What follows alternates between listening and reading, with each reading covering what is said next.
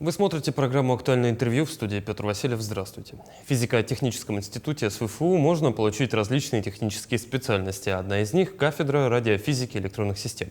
В чем актуальность и перспективы для студентов? Об этом мы сегодня поговорим. Наш гость студии Василий Жепсаин, заведующий кафедрой радиофизика и электронной системы ФТИ Северо-Восточного федерального университета, кандидат физико-математических наук. Василий Васильевич, здравствуйте. Здравствуйте. Я, знаете, с чего хочу начать наше с вами интервью? Есть такое популярное утверждение, ну, по крайней мере, в интернете среди молодежи сейчас. Тот, кто не учил в школе и вообще плохо знает физику, думает, что все вокруг нас окружающее — это магия. Насколько это утверждение с точки зрения физика можно подтвердить или опровергнуть? Ну, наверное, можно подтвердить, да. Ну вот, тогда отчасти получается и ФТИ в какой-то степени, и ваша кафедра, кафедра обучения студентов магии. Давайте про направление, в чем особенности, почему актуальны для Якутии. Да. В наступающем 2026 году по нашей кафедре планируется набор по 2 программам. Это, наверное, вас интересует в основном бакалавриат. Безусловно, пока бакалавриат. Да, это 2 направления: автоматизация технологических процессов и производств, направленность автоматизация и цифровизация управленческих и производственных процессов. И второе – это по радиотехнике, мобильные и робототехнические системы и программирование. Особенность наших образовательных программ заключается в том, что они сложились с учетом конкретных условий рынка труда нашей республики и в тесной связи с нашими основными предприятиями, производственным сектором, да? И с учетом тренда развития рынка труда. Данные направления актуальны в настоящее время, и они будут еще актуальны долгое время, ну, в обозримом будущем. Вот поэтому мы... То есть на выходе-то мы каких специалистов получаем? Кого мы для рынка труда? На выходе мы получим специалистов инженерной квалификации по данным направлениям, которые пойдут в основном по производственный сектор, сектор реальной экономики. Вы отметили, что в наступающем 2026 году кафедра начнет свою работу. Известно ли сегодня уже, какие дисциплины ожидают первокурсников? Ну и вообще, потом уже будущих бакалавров. Да, конечно. По направлению радиотехники, радиотехника — это основное внимание уделяется практическим дисциплинам, да? То есть тем, которые используют, ну, формируют практические навыки и умения. Это такие дисциплины, как схемотехника, радиотехнические цепи и сигналы, программирование микроконтроллеров, телекоммуникационные системы и сети, основы компьютерного проектирования, РЭС и так далее. То есть это то, что необходимо инженеру, да, на практике. Ну и, соответственно, по данному направлению также хорошо представлены дисциплины, которые связаны с программированием, информационными технологиями.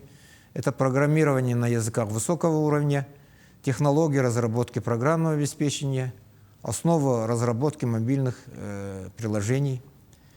То есть это те дисциплины, которые позволят нашим выпускникам на достаточно высоком уровне разрабатывать прикладные программы, разрабатывать программно-аппаратные комплексы и другие технологические решения.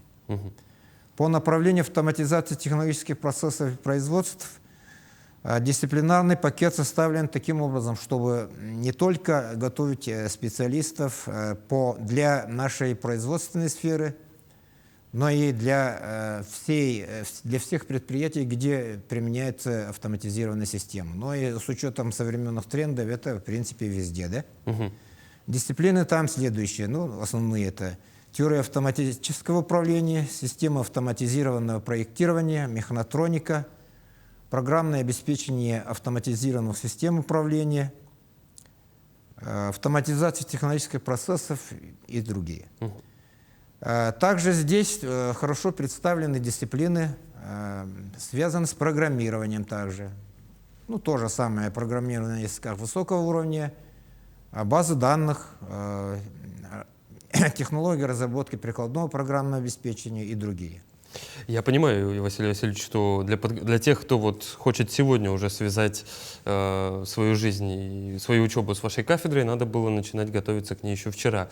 Помимо ЕГЭ по математике, что нужно будет еще абитуриентам, чтобы поступить?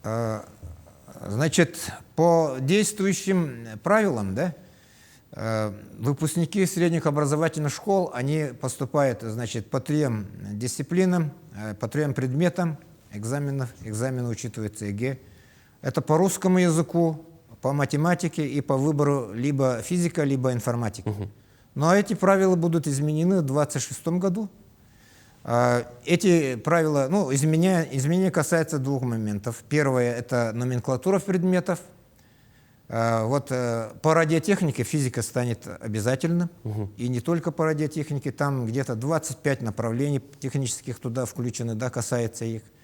По автоматизации пока еще остается без изменений, то есть там тоже можно выбрать так же, как раньше, между физикой и информатикой.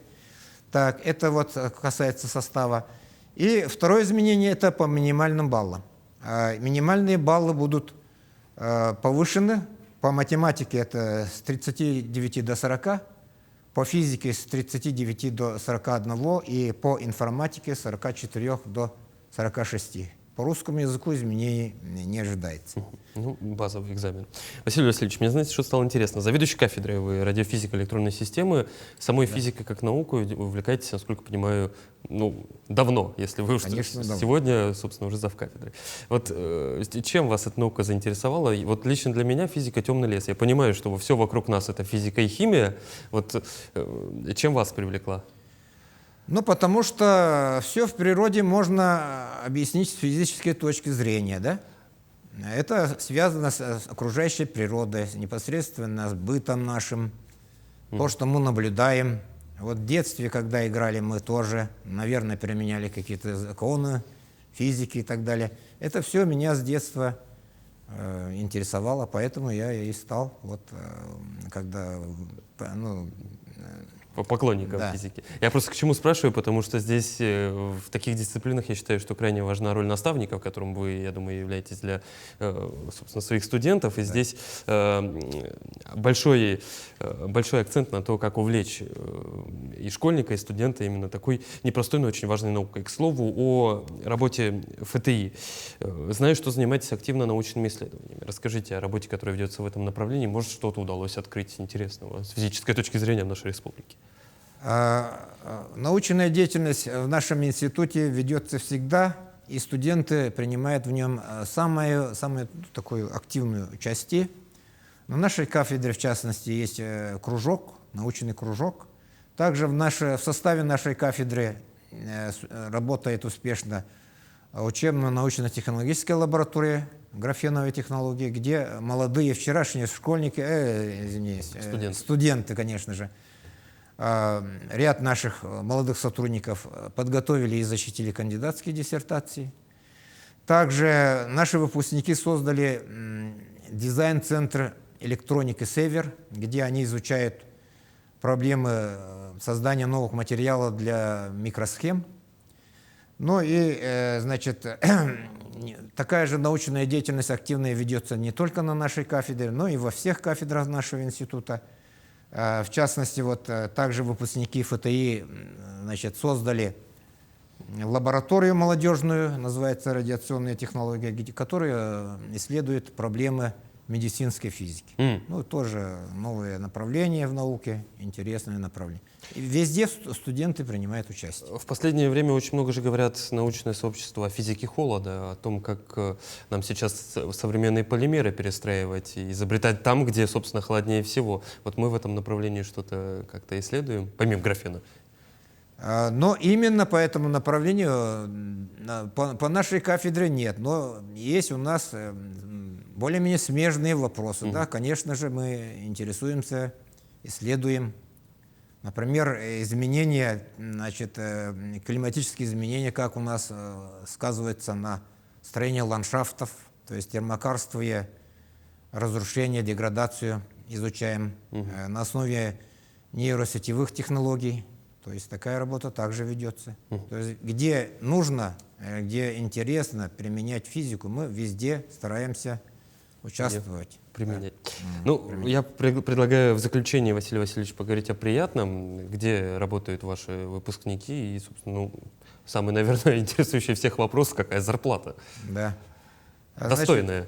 Наши выпускники по направлению радиотехники, например, они трудоустраиваются в таких организациях, как Ростелеком, Арктик Телеком, Российская телевизионная и радиовещательная сеть, Якутское управление по гидрометеорологии и мониторингу окружающей среды, филиал аэронавигации Северо-Востока России и так далее. То есть в производственных крупных организациях. Кроме того, они очень хорошо, успешно работают в научно-исследовательских институтах, таких как Институт космофизических исследований и аэрономии, мерзлотоведения и других. И они там на хорошем счету. Что касается направления автоматизации технологических процессов и производств, несмотря на то, что это новое у нас направление, да, у нас ребята уже работают хорошо в Якутскэнерго, Сахаэнерго, Алмаза, Набара. Часть из них продолжает обучение в магистратурах центральных вузов, где они очень хорошо учатся, мы с ними связь держим. Да. Что касается заработной платы, принято считать, что в производственной сфере она выше, чем среднего, да, видимо, не без основания так считают. И поскольку наши выпускники работают именно в производственной сфере, то можно утверждать, что у них заработная плата выше среднереспубликанских показателей. Не может не радовать, тем более за такие навыки и знания полученные. Я считаю, что это достойная, так скажем, оплата. Василий Васильевич, я благодарю вас за интересную беседу. Очень хочу, чтобы как можно больше студентов к вам в наступающем году учебном зачислилось. Будем следить за и вашими успехами, и успехами ваших студентов. Спасибо. Это было актуальное интервью. До встречи.